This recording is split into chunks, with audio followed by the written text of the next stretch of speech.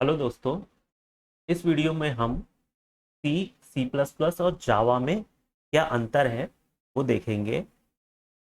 अभी तक जो हमने सीखा है सी सी प्लस प्लस जावा में, तीनों प्रोग्रामिंग लैंग्वेज में हमने एक हेलो वर्ल्ड का प्रोग्राम कंपाइल करके और रन करके देख लिया है। कैसे कंपाइल करते हैं, कैसे रन करते हैं, ये हम सीख चुके हैं तीनों ही अलग अलग प्रोग्रामिंग लैंग्वेज में, और तीनों का स्ट्रक्चर हम देख चुके हैं, सीख चुके हैं।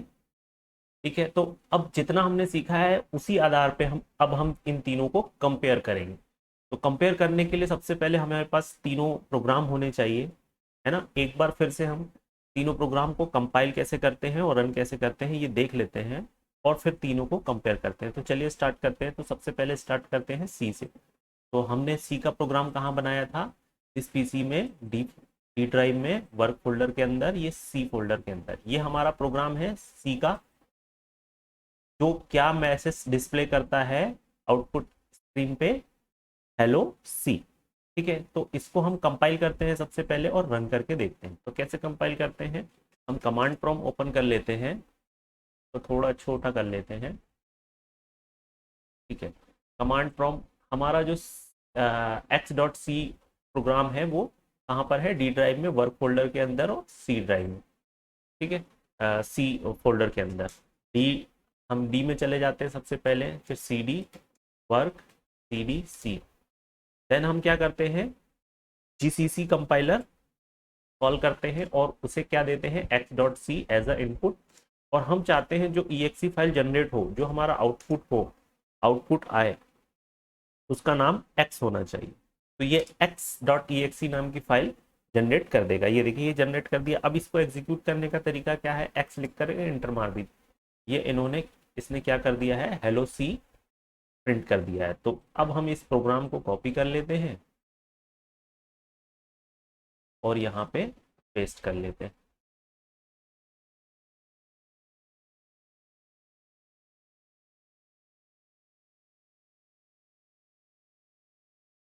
ठीक है, और ये जो प्रोग्राम हमने बनाया है, ये बनाया है फाइल के अंदर,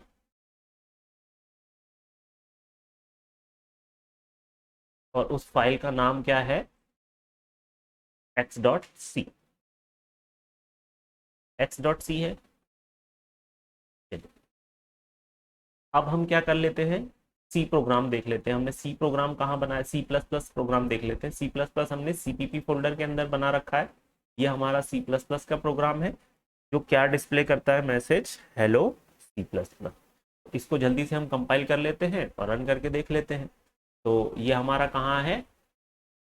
वर्क फोल्डर के अंदर, सीपीपी के अंदर। तो अभी हम सबसे पहले सी फोल्डर से बाहर आते हैं, सी डी डॉट डॉट लिखते हैं, और देन हम जाते हैं सी डी सीपीपी के अंदर। अब हम क्या, सी प्लस प्लस का कंपाइलर कॉल करते हैं। तो उस कंपाइलर का नाम क्या है? जी प्लस प्लस, और उसे हम X dot CPP file as a input देते हैं। इसको थोड़ा साइड में कर लेते हैं, और हम जो आउटपुट चाहते हैं कि जो आउटपुट हमारा आए, उस फाइल का नाम, उस EXE फाइल का नाम एक्स हो।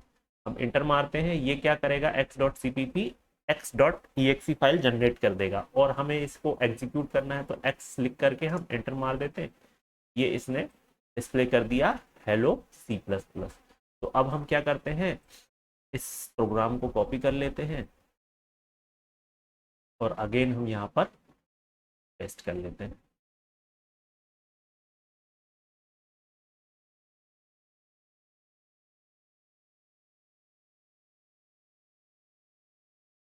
ये हमारा सी का प्रोग्राम हो गया, ये हमारा सी प्लस प्लस का प्रोग्राम। और इसको हमने कहाँ लिखा है? फाइल के अंदर, और फाइल का नाम क्या है? X dot C P P. इसी तरह हम जावा का प्रोग्राम कंपाइल और रन करके देख लेते हैं। ठीक है, यहाँ पे हमने बनाया जावा का डेमो डॉट जावा। ठीक है, इसको ओपन कर लेते हैं। यह हमारा डेमो डॉट जावा प्रोग्राम है, जो क्या डिस्प्ले करेगा? हेलो जावा। ठीक है, तो इसको भी हम कंपाइल और रन करके देख लेते हैं। CLS से पहले स्क्रीन क्लियर कर लेते हैं। अब हम कहाँ सीपीपी के अंदर है, तो बैक जाएंगे, एक फोल्डर बाहर आएंगे, cd डॉट डॉट वर्क के अंदर आएंगे, अब cd जावा के अंदर जाएंगे, और अब हम जावा जावा कंपाइलर को हमने कॉल किया और उसे एज अ इनपुट क्या दे देंगे, डेमो डॉट जावा। तो ये क्या करेगा, इसको थोड़ा साइड कर, ये डॉट क्लास फाइल बनाता है, ठीक है। तो यहाँ पे ये डेमो डॉट क्लास फाइल बना, ये इसने बना दी, ठीक है। अब ये डेमो डॉट क्लास फाइल जो है ये मशीन कोड नहीं है, तो इसको फिर अगेन कंपाइल करने की जरूरत पड़ेगी, कन्वर्ट करने की जरूरत पड़ेगी मशीन कोड में। तो हमारे पास कन्वर्ट करने के लिए क्या है, जेवीएम। तो जेवीएम का नाम क्या है, जावा।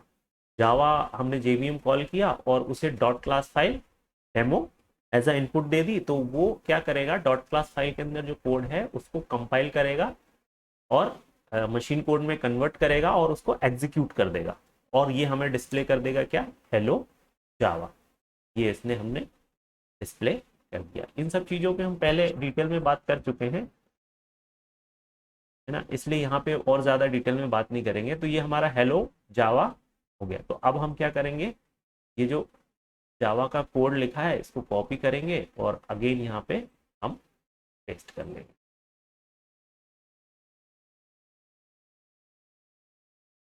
ठीक है। तो ये हमारा जावा का प्रोग्राम है।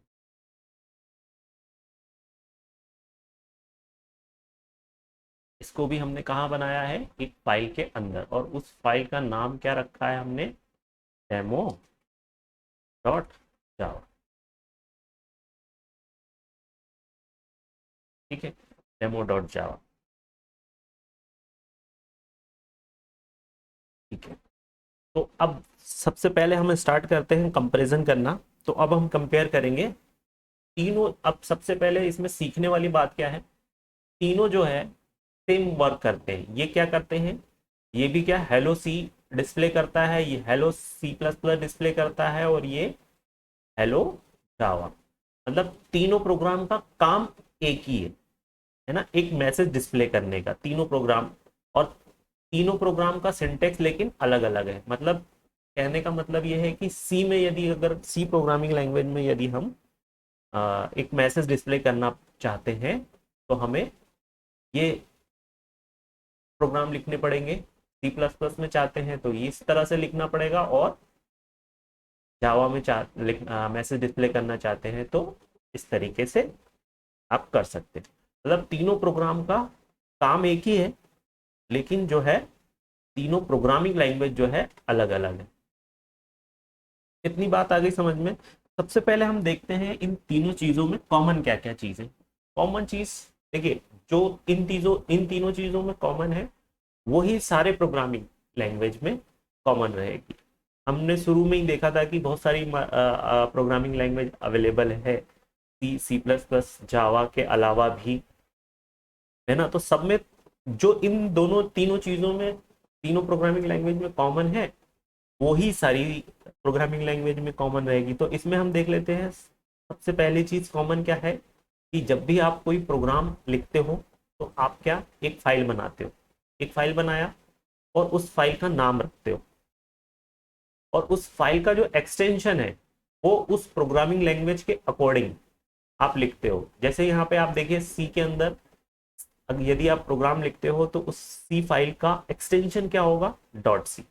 यदि सी प्लस प्लस में लिखते हो तो आपके प्रोग्राम फाइल का जो एक्सटेंशन होगा वो सीपीपी होगा। यदि आप जावा में लिखते हो तो एक्सटेंशन क्या होगा, डॉट जावा। और कोई अगली प्रोग्रामिंग लैंग्वेज लिखते हो तो उसमें भी एक फाइल होगी और उस फाइल का भी कोई नाम होगा, और एक्सटेंशन उस प्रोग्रामिंग लैंग्वेज के अकॉर्डिंग आपको लिखनी होगी। तो ये जो चीज है ये हर प्रोग्रामिंग लैंग्वेज में कॉमन रहेगी। दूसरी कॉमन चीज आप देखिए, मेन मेथड। ये यहाँ पे भी मेन मेथड, यहाँ पे भी मेन मेथड, और ये मेन फंक्शन, है ना। मेन कॉमन रहेगा हर प्रोग्रामिंग लैंग्वेज में। ये मेन क्या होता है, यहां से प्रोग्राम एग्जीक्यूट होना स्टार्ट होता है, ठीक है। ये किसी भी प्रोग्राम का, किसी भी सॉफ्टवेयर का या जो भी आप बनाओगे उसका स्टार्टिंग पॉइंट होता है। ठीक है, कि यहाँ से आप एग्जीक्यूट होना स्टार्ट करिए, और इसके इस मेन के अंदर जो चीजें लिखी होती है वही सिर्फ और सिर्फ वही एग्जीक्यूट होती है, वही रन होती है। ठीक है, इस मेन के बाहर यदि आप कुछ लिखते हो तो वो एग्जीक्यूट नहीं होगी। यदि आप लिखना चाहते हो तो लिख सकते हो, लेकिन इस मेन के अंदर आपको उसको कॉल करना होगा, उसको एग्जीक्यूट कराना होगा। तो ये दो चीजें जो इन तीनों प्रोग्रामिंग लैंग्वेज में कॉमन है, वही सारी प्रोग्रामिंग लैंग्वेज में कॉमन रहेगी। यदि तो पहली चीज क्या, फाइल बनानी होगी। कोई भी प्रोग्रामिंग लैंग्वेज ले लो इन तीनों के अलावा भी, और उस फाइल का एक्सटेंशन उस प्रोग्रामिंग लैंग्वेज के अकॉर्डिंग रखना होगा। और उस प्रोग्रामिंग लैंग्वेज में सबसे पहली चीज क्या होनी चाहिए, मेन मेन मेथड होना चाहिए। वो मेन मेथड क्या करता है, वहां से जो है एग्जीक्यूट होना स्टार्ट होता है। ठीक है, तो ये हमने सबसे पहले ही तो ये देख लिया कि इन तीनों प्रोग्रामिंग लैंग्वेज में कॉमन चीजें क्या है, दो चीजें, फाइल का एक्सटेंशन और मेन मेथड। ठीक है, अब सी और सी प्लस प्लस में मेन मेथड लिखने का ये तरीका है, और जावा के अंदर मेन मेथड लिखने का ये तरीका है। ठीक है, ये स्टार्ट और ये एंड, इसके बीच में ही आपको सारी जो भी आप एग्जीक्यूट कराना चाहते हैं वो लिख, ये स्टार्ट और ये एंड, ये आपका स्टार्ट और ये। ठीक है, तो अब कोई और प्रोग्रामिंग लैंग्वेज में भी आप देखोगे तो उसी तरह से मेन लिखने का, मेन मेथड सेम है, लेकिन क्या है, लिखने का तरीका अलग अलग है। ठीक है, मतलब भी अलग अलग है, वो हम देखेंगे। हम जब जावा पढ़ेंगे तो हम देखेंगे कि यहाँ पे ऐसा क्यों लिखा है। बिल्कुल नेक्स्ट वीडियो में ही मैं आपको बताऊंगा कि यहाँ पे ये public studio void main string ARGS ये ऐसा क्यों लिखना पड़ता है। ठीक, अभी उस पर मत जाइए। अभी देखिए कॉमन चीज क्या है, मेन मेन फंक्शन जरूरी है। और मेन फंक्शन क्या होता है, जहां से प्रोग्राम एग्जीक्यूट होना स्टार्ट हो जाता है, वो होता है मेन फंक्शन। ठीक है, अब दूसरी चीज क्या है, ठीक है, ये हेडर फाइल्स। सी और सी प्लस प्लस में क्या हेडर फाइल्स इंक्लूड करना होती है। तो सी के अंदर हेडर फाइल्स कौन कौन सी, studio.h, conio.h, और सी प्लस प्लस में क्या इंक्लूड किया आपने, आयोस्ट्रीम और कोनियो। अब यहाँ पे कोई हेडर फाइल्स नहीं है, यहाँ पे एक्चुअली इंक्लूड नहीं होता है, इंपोर्ट करना होता है। ठीक है, तो जब जावा के अंदर आप कोई प्रोग्राम लिखते हो तो बाय डिफॉल्ट दो पैकेज इंपोर्ट हो जाता है। कौन सा, java.lang.system और java.lang.string। ये हम जब जावा आगे पढ़ेंगे तो हम देखेंगे कि इंक्लूड कैसे होता है, क्या हम इंक्लूड करते हैं, और कौन कौन सी चीज़ बाय डिफॉल्ट इंक्लूड हो जाती है। तो अच्छा, इसका जो मेन जो पर्पस है, देखिए सी और सी प्लस प्लस की प्रोग्रामिंग में इंक्लूड हो जाता है और यहाँ इंपोर्ट होता है। तो ये इंक्लूड और इंपोर्ट में क्या अंतर है, ये चलिए हमने सी और सी प्लस प्लस में देखा था, जावा में मैंने नहीं बताया था। चलिए यहाँ पे डिस्कस कर लेते हैं। जो हेडर फाइल्स है इसके अंदर क्या होती है, जैसे सी और सी प्लस प्लस की पहले बात कर लेते थे। तो हेडर फाइल्स जो है इसके अंदर प्रीडिफाइंड फंक्शन होते हैं। प्रीडिफाइंड फंक्शन मतलब जैसे कि आपने ये प्रिंट एफ लिखा, ये प्रिंट एफ जो है ये आपके प्रोग्राम में आपको दिख रहा है क्या, कहीं पे ये मेथड है क्या, ये फंक्शन है क्या, नहीं है। आपने लेकिन फिर भी कॉल किया, गेट ch कॉल करते हो आप, है ना। तो वो कहाँ पर है, तो वो ये इन हेडर फाइल्स के अंदर है। लेकिन प्रिंट एफ और गेट ch के अलावा भी और भी बहुत सारे फंक्शंस हैं जो वहाँ होते हैं। और जैसे ही आप इस प्रोग्राम में इंक्लूड करते हो studio.h, conio.h, तो वो सारे प्रीडिफाइंड फंक्शंस की कोडिंग प्रोग्रामिंग आपके फाइल्स में इंक्लूड हो जाती है। इंक्लूड हो जाती है तो ये क्या, इसका साइज बढ़ जाता है। देखिए यहाँ पे देखिए, हम सबसे पहले सी में जाते हैं, ये हमने हमारा प्रोग्राम है और ये exe फाइल है। तो इस प्रोग्राम की साइज देख लेते हैं हम प्रॉपर्टी में जाकर के, है ना। तो हमारे प्रोग्राम की साइज कितनी है,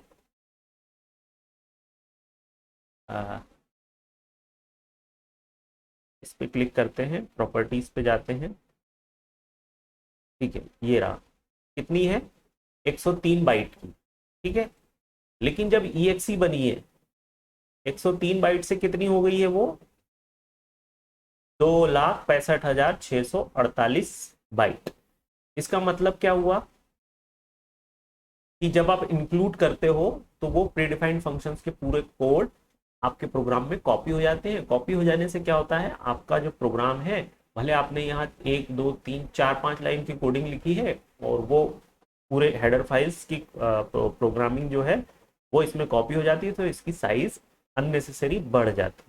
साइज बढ़ जाना मतलब कि उसको प्रोसेस करने में भी ज़्यादा टाइम लग जाता है, ठीक है। और इसी तरह से C++ में, C++ पे भी यही होता है।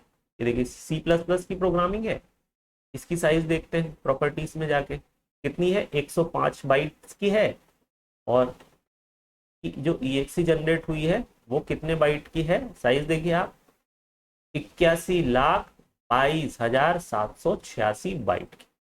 तो ये तो और ज्यादा साइज बढ़ा दी इसने, है ना। तो C और C++ में जो इंक्लूड वाला मसला है वो काफी बड़ा मसला है, जिसको जावा ने रिजॉल्व किया है। जावा के अंदर ऐसा नहीं होता है। देखिए जावा के अंदर जो है, जितनी आपने प्रोग्रामिंग लिखी है, जो डॉट क्लास फाइल जनरेट होगी उसकी साइज और इसकी साइज लगभग बराबर रहेगी। इसको इसकी प्रॉपर्टी देख लेते हैं। 515 बाइट्स की है जावा, और डॉट क्लास फाइल जो जनरेट हुई है, डॉट क्लास फाइल जो जनरेट हुई है उसकी साइज कितनी है 412। ये तो कम ही बता रहा है। चलिए एक बार फिर से देखते हैं। डॉट जावा फाइल की साइज कितनी है 103 बाइट है, ठीक है, और डॉट क्लास फाइल की कितनी है 412, थोड़ी सी ज्यादा है, थोड़ी सी ज्यादा है, मतलब लगभग समान है। मतलब इस जावा में क्या हुआ, ये जो हेडर फाइल्स की दिक्कत थी इस जावा ने उसको सॉल्व किया। तो पहला कंपैरिजन आपको समझ में आया। सी और C++ में जो सबसे बड़ी दिक्कत थी हेडर फाइल्स की, हेडर फाइल्स के सारे कोड आपके प्रोग्राम में कॉपी हो जाते थे, तो आपकी जो EXE जनरेट होती थी उसकी साइज बढ़ जाती। लेकिन जो जावा है इसके अंदर इंपोर्ट होता है तो वो कॉपी नहीं करता। जब आप जो प्रीडिफाइड फंक्शन है उसको कॉल करते हो आप, तो वो वहां एग्जीक्यूट करता है लाइब्रेरी फाइल में जाकर के और सिर्फ आउटपुट लेके आता। ये हम जावा के अंदर सीखेंगे, लेकिन आप मोटा मोटा आपको एक ओवरव्यू मिल जाएगा कि जो हेडर फाइल्स की दिक्कत थी उसको जावा ने रिजॉल्व किया है। तो अगर हेडर फाइल्स में कंपेयर करें तो जावा बेटर दिख रही है C और C++ से। जो C और C++ में दिक्कत थी उसको जावा ने रिजॉल्व किया, ठीक है। तो अब हम आगे बढ़ते हैं कंपैरिजन में। अब हम कंपेयर करते हैं ओरिएंटेशन लैंग्वेज, मतलब जो C है। सबसे पहले हम C की बात करते हैं, तो C कौन सी प्रोग्रामिंग लैंग्वेज है, C जो है प्रोसीजर प्रोग्रामिंग लैंग्वेज है, प्रोसीजर ओरिएंटेड।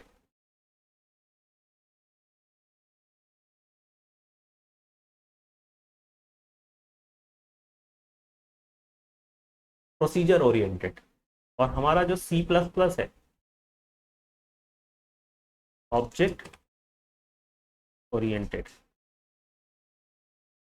और हमारा जावा भी है, वो भी कौन सा, ऑब्जेक्ट ओरिएंटेड प्रोग्रामिंग लैंग्वेज है, ठीक है। अगर यहां पे देखें तो C जो है प्रोसीजर ओरिएंटेड प्रोग्रामिंग लैंग्वेज है, और C++ और जावा जो है ऑब्जेक्ट ओरिएंटेड प्रोग्रामिंग लैंग्वेज है। तो सबसे पहले हम समझते हैं कि प्रोसीजर ओरिएंटेड प्रोग्रामिंग लैंग्वेज क्या होती है और इसमें क्या दिक्कत आई प्रोसीजर ओरिएंटेड प्रोग्रामिंग लैंग्वेज में।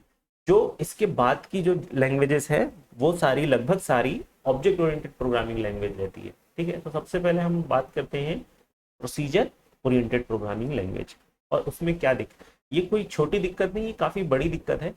चलिए देखते समझते हैं हम।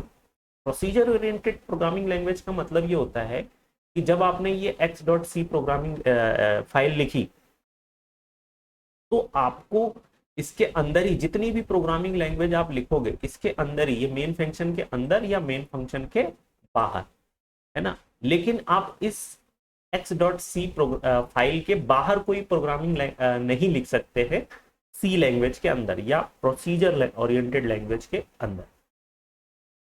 मतलब समझे आप कि अगर आपको कोई भी प्रोग्राम लिखने हैं, एक बार आपने x.c प्रोग्राम लिख लिया, फाइल बना ली, तो अब आपको जितना भी प्रोग्राम आपको लिखना है तो उसको इस फाइल के अंदर ही लिखना है,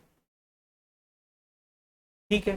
तो अब इससे दिक्कत क्या होती है, दिक्कत ऐसे समझिए, जैसे अब मान के चलिए यदि आप कोई सॉफ्टवेयर बनाना चाहते हैं और उस फाइल का नाम यदि x.c है सी प्रोग्रामिंग में या प्रोसीजर ओरिएंटेड प्रोग्रामिंग में, और उस सॉफ्टवेयर में यदि आप 1000 सपोज करिए 1000 लाइन की कोडिंग लिखते हैं या और बड़ा प्रोग्राम बनाते हैं और बड़ा सॉफ्टवेयर बनाते हैं तो 10,000 लाइन की कोडिंग लिखते हैं, तो वो 10,000 के 10,000 आपको कहाँ लिखने पड़ेंगे, इस फाइल के अंदर। तो इतना हौच पौच हो जाता है कि आप इसकी कल्पना नहीं कर सकते। प्रोग्रामर के लिए दिक्कत बढ़ जाती है, उसको आइडेंटिफाई करना मुश्किल हो जाता है कि किस प्रोग्राम की मतलब किस फंक्शन की कोडिंग कहाँ लिखी है, कौन सा फंक्शन क्या काम कर रहा है।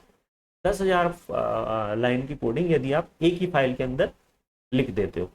प्रोसीजर का मतलब क्या है कि आप मेन फंक्शन बनाइए और आपको जो भी प्रोसेस करना है तो उसके लिए आप अलग से फंक्शन बनाइए, और वो फंक्शन और वो मेन मेथड और सारा कुछ आप इसी के अंदर ही लिखते हो। तो जो प्रोग्रामर है उसके लिए काफ़ी दिक्कत हो जाती है समझना कि कौन से फंक्शन कहाँ कॉल किए क्या। और एक दिक्कत ये भी हो जाती है, जैसे आप वेरिएबल यूज करते हो तो एक नाम से एक ही वेरिएबल यूज कर सकते हो क्योंकि फाइल एक ही है, सेम है, एक नाम के एक से ज्यादा वेरिएबल यूज नहीं कर सकते हो, ठीक है। तो ये जो है प्रोसीजर लैंग्वेज की बड़ी दिक्कत समझ में आई, जो प्रोग्रामर के लिए दिक्कत थी।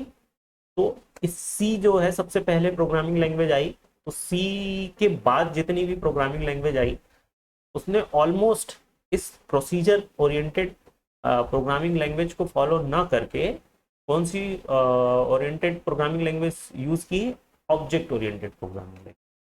तो आई होप आपको समझ में आया होगा प्रोसीजर ओरिएंटेड प्रोग्रामिंग लैंग्वेज का मतलब क्या होता है और इसमें दिक्कत क्या होती है। दिक्कत यही, मेन दिक्कत यही है कि यदि आप 10,000 लाइन की कोई प्रोग्रामिंग लिखते हो और आपको सिर्फ और सिर्फ इसी के अंदर लिखना है,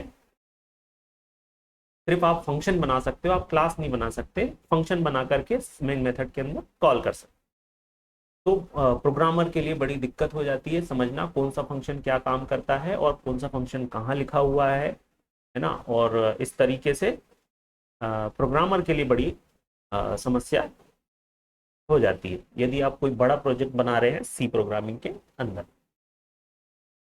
तो जो ऑब्जेक्ट ओरिएंटेड प्रोग्रामिंग लैंग्वेज है वो क्या होती है फिर, देखिए object oriented programming language, procedure language समझ में आया, प्रोसीजर ओरिएंटेड आपको समझ में आ गया। अब हम समझेंगे ऑब्जेक्ट ओरिएंटेड प्रोग्रामिंग लैंग्वेज क्या। ऑब्जेक्ट ओरिएंटेड प्रोग्रामिंग लैंग्वेज में क्या होता है, यहाँ आप जो सी के अंदर करते थे वो आप इसके अंदर भी कर सकते हो, लेकिन इस प्रोग्रामिंग लैंग्वेज के बाहर भी आप, यहाँ मैंने छोटे बॉक्सेस बनाए हैं, क्या बना सकते हो, क्लासेस। आप क्या बना सकते हो, क्लासेस, है ना। अलग अलग मतलब क्लासेस बना सकते हो और इन क्लासेस को आप क्या कर सकते हो, इस मेन मेथड के अंदर, इस मेन फंक्शन के अंदर कॉल कर सकते हो, है ना, इसका ऑब्जेक्ट बना करके। तो आपका यहाँ पे हौच पौच नहीं होगा, आप अलग प्रोग्राम बनाइए, अलग फाइल बनाइए, वहां पे अलग क्लासेस बना दीजिए और मेन मेथड के अंदर आप उसको कॉल कर लीजिए। तो ऑब्जेक्ट ओरिएंटेड प्रोग्रामिंग लैंग्वेज का मतलब समझे आप, इस फाइल के अंदर ही सारी कोडिंग आपको नहीं लिखनी है, इस फाइल के बाहर भी आप क्या प्रोग्राम लिख सकते हो, क्लासेस बना सकते हो, उस क्लासेस के अंदर फंक्शन लिख सकते हो और उस क्लास का ऑब्जेक्ट जो है आप इस मेन मेथड में बना करके और उस क्लास के फंक्शंस को कॉल कर सकते हैं। तो सारी कोडिंग आपको इसके अंदर लिखने की जरूरत नहीं है, और इसके अंदर भी आप क्लासेस बना सकते हो। ठीक है, तो ये फायदा होता है किसका, ऑब्जेक्ट ओरिएंटेड प्रोग्रामिंग लैंग्वेज का। तो अब जो ऑब्जेक्ट ओरिएंटेड प्रोग्रामिंग लैंग्वेज है ये जावा भी है और सी प्लस प्लस भी। तो इन दोनों में भी अंतर है। देखिए कई बार कहीं आपने कई बुकों में लिखा होगा कि सी सी प्लस प्लस जो है fully object oriented programming language है, और जावा जो है fully object oriented programming language नहीं है। कोई कहता है कि C C plus plus fully object oriented programming language नहीं है, और जावा जो है fully object oriented programming language है। तो देखिए अभी यहां से समझते हैं, यहाँ पर इस इस प्रोग्राम को देखिए आप, इसके अंदर कहीं क्लास लिखी है? क्लास कहीं भी नहीं दिखेगी आपको। और जो ऑब्जेक्ट ओरिएंटेड प्रोग्रामिंग लैंग्वेज का पहला जो रूल है वो है क्लासेस एंड ऑब्जेक्ट। आप प्रोग्रामिंग लैंग्वेज लिख रहे हो और आप कह रहे हो कि वो ऑब्जेक्ट ओरिएंटेड प्रोग्रामिंग लैंग्वेज है, तो आपको सबसे पहले क्लास डिफाइन करनी पड़ेगी और ऑब्जेक्ट। क्लासेस एंड ऑब्जेक्ट्स का रूल आपको फॉलो करना ही पड़ेगा, मस्ट है। तो यहाँ पे आप देखिए सी और सी प्लस प्लस की प्रोग्रामिंग में कोई खास अंतर दिखेगा नहीं आपको। यहाँ आपको कोई क्लासेस नहीं दिख रही, आपको कोई मेथड नहीं दिख रहे, मतलब कोई ऑब्जेक्ट नहीं दिख रहा है ना। तो कहने का मतलब ये है कि जो सी है, सी प्लस प्लस है, वो सी की सी सी प्रोग्रामिंग के बाद आई है, और इन्होंने कोशिश की है ऑब्जेक्ट ओरिएंटेड प्रोग्रामिंग लैंग्वेज की, लेकिन सी का जो है उन्होंने बहुत ज्यादा कंसेप्ट छेड़ा नहीं है। तो यहाँ पे आप देखेंगे सी और सी प्लस प्लस के अंदर कोई ज्यादा डिफरेंट दिख नहीं रहा है, अगर आप यदि हम बात करें एक सिर्फ और सिर्फ एक मैसेज डिस्प्ले करने की। लेकिन हम बना सकते हैं यहाँ पे अलग क्लासेस बना सकते हैं, और यहाँ मेन मेथड के अंदर ऑब्जेक्ट बना करके उसको कॉल कर सकते हैं, और उसके अंदर की जो फंक्शन है उसको हम एग्जीक्यूट कर सकते हैं। लेकिन यहाँ ऐसा कुछ हुआ नहीं है।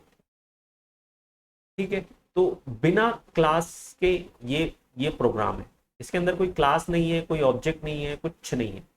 ठीक है, तो ये ऑब्जेक्ट ओरिएंटेड प्रोग्रामिंग लैंग्वेज हुई क्या? अगर सिर्फ इस प्रोग्राम की बात करें तो ये ऑब्जेक्ट ओरिएंटेड प्रोग्रामिंग लैंग्वेज नहीं है। लेकिन अगर आप जावा की बात करें तो जावा का सबसे पहला रूल ही यही है कि क्लास के बाहर बिना क्लास के आप कुछ लिख ही नहीं सकते। तो ये डेमो जो है ये हमारी क्लास है, और जो मेन मेथड है वो भी क्लास के अंदर। ठीक है, तो जो जावा है वो बिना क्लास के आप कोई कोड जावा के अंदर नहीं लिख सकते। ठीक है, तो ये जो जावा है वो fully object oriented programming language है, कोई चिंता वाली बात नहीं है। ठीक है, जावा सी प्लस प्लस के अंदर ये क्या प्रोसीजर लैंग्वेज भी है और ऑब्जेक्ट ओरिएंटेड प्रोग्रामिंग लैंग्वेज है। सी की तरह यहाँ पर सीधे सीधे मेन आप क्या बोलते लिख सकते हो, मेन मेथड यहाँ पे फंक्शन लिख सकते हो और इस फंक्शन को कॉल कर सकते हो। आप जरूरी नहीं है कि आप कोई क्लास बनाओ। लेकिन जब जावा की आप बात करोगे तो बिना क्लास के आप कुछ भी नहीं लिख सकते, है ना। तो और जावा का एक रूल और है कि जो क्लास का नाम होगा वही उस फाइल का नाम भी होगा। वो क्यों है, क्या है, ये जावा हम आराम से डिस्कस करेंगे बिल्कुल डिटेल में, है ना। तो अभी के लिए सिर्फ इतना ही कि जो सी है वो प्रोसीजर ओरिएंटेड प्रोग्रामिंग लैंग्वेज है, और सी प्लस प्लस और जावा जो है ऑब्जेक्ट ओरिएंटेड प्रोग्रामिंग लैंग्वेज है। लेकिन सी प्लस प्लस के अंदर बिना क्लास के भी आप प्रोग्राम बना सकते हैं, उसको कंपाइल कर सकते हैं, उसको एग्जीक्यूट कर सकते हैं। लेकिन जावा के अंदर बिना क्लास के आप कुछ नहीं कर सकते। बिना क्लास के अंदर आप एक लाइन नहीं लिख सकते जावा के कोड, क्लास कंपलसरी। ठीक है, तो यही ऑब्जेक्ट ओरिएंटेड प्रोग्रामिंग लैंग्वेज का कंसेप्ट भी है। सबसे पहला कंसेप्ट यही है, क्लासेस एंड ऑब्जेक्ट्स। ठीक है, तो ये अभी अगर और हम बात करना चाहें तो सी सी प्लस प्लस और जावा के अंदर और भी बहुत सारे कंपेरिजन है, और भी बहुत सारी चीजें हैं जिसको हम डिस्कस कर सकते हैं। लेकिन अभी तक हमने जितना पढ़ा है उसके अकॉर्डिंग ही मैंने सिर्फ आपको उतना ही बताया है। और जो मेन चीज थी जो वो मैंने बताने की कोशिश की कि सी के अंदर जो है सी प्रोसीजर ओरिएंटेड है, ऑब्जेक्ट ओरिएंटेड और प्रोसीजर ओरिएंटेड प्रोग्रामिंग लैंग्वेज के अंदर आपको क्या दिक्कत आ सकती है, और सी प्लस प्लस और जावा जो है कौन सी लैंग्वेज है, ऑब्जेक्ट ओरिएंटेड प्रोग्रामिंग लैंग्वेज है ना। और ऑब्जेक्ट सी में जो प्रोसीजर लैंग्वेज जो है सी, उसमें जो दिक्कत आई उस दिक्कत को देखते हुए सी के बाद जो भी प्रोग्रामिंग लैंग्वेज बनी वो मोस्टली ऑब्जेक्ट ओरिएंटेड ही मिलेगी आपको, ठीक है। तो ये प्रोसीजर ओरिएंटेड प्रोग्रामिंग लैंग्वेज और ऑब्जेक्ट ओरिएंटेड प्रोग्रामिंग लैंग्वेज की बात होगी। एक चीज और हमने डिस्कस किया था जब हम सी और सी प्लस प्लस पढ़ रहे थे, तो अब हम इन दोनों को एक कैटेगरी में रखते हैं और ये एक कैटेगरी में रखते हैं। तो ये कौन सी कैटेगरी है, ये प्लेटफॉर्म डिपेंडेंट और प्लेटफॉर्म इंडिपेंडेंट की कैटेगरी है। तो जो हमारा सी और सी प्लस प्लस है वो क्या है, प्लेटफॉर्म डिपेंडेंट। ये क्या बनाता है, .exe फाइल। .exe फाइल क्या होते हैं, मशीन कोड होते हैं जो मशीन पे एग्जीक्यूट होते हैं। और हमने देखा था जावा जो है डॉट क्लास फाइल बनाते हैं, ये मशीन कोड नहीं होते हैं, ये जावा इंस्ट्रक्शंस होते हैं। जो जावा का प्रोग्राम है वो उसको जावा का प्रोग्राम क्या, जावा कंपाइलर क्या करता है, जावा के इंस्ट्रक्शंस में कन्वर्ट कर देता है। और उस हर इंस्ट्रक्शन की साइज जो होती है 1 बाइट की होती है, इसलिए इसको बाइट कोड भी कहते हैं। ये मशीन कोड नहीं होते हैं, इसलिए इसको आप मशीन पे एग्जीक्यूट नहीं कर सकते। इसको एग्जीक्यूट करना है तो आपको किसकी जरूरत पड़ेगी, जेवीएम की, Java virtual machine. Java virtual machine जो है वो क्या करता है, इस डॉट क्लास फाइल को एज अ इनपुट लेता है, और जावा वर्चुअल मशीन के अंदर इंटरप्रेटर भी होता है, बहुत सारी चीजें होती हैं जावा वर्चुअल मशीन के अंदर, हम आगे एक एक करके डिस्कस करेंगे। अभी आप मोटे तौर पे ये समझिए कि जो उसके अंदर इंटरप्रेटर होता है, जिस क्योंकि ये dot class file machine code नहीं है ना, तो मशीन कोड अगर आपको कंप्यूटर पे किसी भी चीज को एग्जीक्यूट करना है तो मशीन कोड कंपलसरी है। तो यहाँ जब डॉट क्लास फाइल जनरेट होती है तो डॉट क्लास फाइल को भी मशीन कोड में कन्वर्ट करना पड़ेगा। तो उसके लिए इंटरप्रेटर होता है जो line by line dot class file के अंदर जावा इंस्ट्रक्शन जो होते हैं उसको लाइन बाय लाइन रीड करता है और मशीन कोड में कन्वर्ट करके और उसको एग्जीक्यूट करा देता है। प्लस सी और सी प्लस प्लस के अंदर जो है एक दिक्कत ये होती है मेमोरी मैनेजमेंट। जो पॉइंटर है, मेमोरी मैनेजमेंट है, ये एड्रेस है, और मेमोरी अलोकेट करना और डी अलोकेट करना, दोनों चीजें जो है सी प्लस प्लस और सी के अंदर आप प्रोग्रामर को खुद करनी होती है। लेकिन जो जावा के अंदर जो है मेमोरी मैनेजमेंट कौन करता है, जेवीएम। क्यों, क्योंकि एग्जीक्यूट जेवीएम करता है, तो जेवीएम सिस्टम से मेमोरी ले लेता है और वो जहां प्रोग्राम को जरूरत होती है वहां अलोकेट करता है, एग्जीक्यूट करता है और फिर उसको डी अलोकेट भी कर देता है। तो सी और सी प्लस प्लस के अंदर जो मेमोरी मैनेजमेंट प्रोग्रामर को खुद करनी होती थी, जावा के अंदर प्रोग्रामर को खुद नहीं करनी होती है, वहां कौन करके देता है, जेवीएम। और अभी हम कुछ एक दो क्लास के बाद हम एक दो वीडियो के बाद हम देखेंगे जावा के अंदर जो मेमोरी मैनेजमेंट होता है वो कैसे होता है और जेवीएम कैसे करता है, और मेमोरी अलोकेट कैसे करता है, डी अलोकेट कैसे करता है, वो हम सीखेंगे। तब मैं आपको बताऊंगा कि सी और सी प्लस प्लस के अंदर जो है ये सारी चीजें प्रोग्रामर को खुद करनी होती है, इसीलिए जावा को जो है बेहतर लैंग्वेज कहा जाता है। ठीक है, तो आई होप आपको समझ में आया होगा। कुल मिला के अभी तक का जो डिस्कशन है उसमें मेरे हिसाब से तो एक ही चीज निकल के आती है, जो जावा जो है वो प्रोग्रामर के लिए बेहतर प्रोग्रामिंग लैंग्वेज है। मतलब प्रोग्रामर इसको आसानी से समझ सकता है, उसमें प्रोग्रामिंग लिख सकता है ना। अगर आप देखेंगे ना तो सी और सी प्लस प्लस के अंदर जो प्रोग्रामिंग लैंग्वेज है, इससे भी आप हर तरह की प्रोग्रामिंग बना सकते हैं या हर तरह के सॉफ्टवेयर डेवलप कर सकते हैं। लेकिन जो इसमें दिक्कत जो है वो प्रोग्रामर की बढ़ जाती है। कैसे, यदि आप सी में बना रहे हैं तो प्रोसीजर लैंग्वेज है, मैंने बताया जैसे कि सारी कोडिंग आपको इसके अंदर लिख, तो ऑब्जेक्ट ओरिएंटेड में भी बना रहे हैं तो सी और सी प्लस प्लस के अंदर मेमोरी मैनेजमेंट प्रोग्रामर को खुद करना होता है, अलोकेट करना, डीअलोकेट करना, सारा कुछ आपको खुद करना होता है। तो ये प्रोग्रामर की दिक्कत बढ़ जाती है। लेकिन जावा के अंदर आपको कुछ नहीं करना होता है, प्रोग्रामर को कुछ नहीं करना होता है, सारा काम करके कौन देता है, जेवीएम। मेमोरी मैनेजमेंट भी वही करके देता है, इसको प्रोग्राम जो आपका डॉट क्लास फाइल है उसको मशीन कोड में कन्वर्ट करके एग्जीक्यूट भी वही करा के देता है।